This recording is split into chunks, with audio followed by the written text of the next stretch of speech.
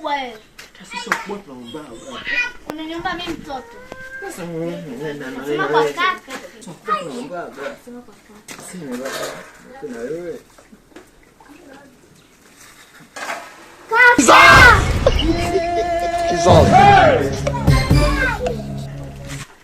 Yuko ananiomba. Nani wewe? Vipi mdogo wangu? Vipi tena mbona kile kuomba nini? Unajua kaka katoto nako takaweza haka bwana. Mimi nilikuwa nakaomba nende nako nyumbani. Sasa sijui namna gani. Eti niambie. Alikuwa ananiomba muogo. Wewe si mkubwa wewe.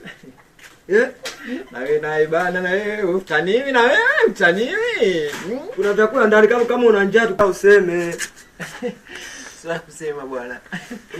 Kuna chakula ndani. Kuna ubwabwa na chakula kweli? Kuna ubwabwa na chakula? Kula kwenu kwa watu tu God have ni sadala boy tu mpando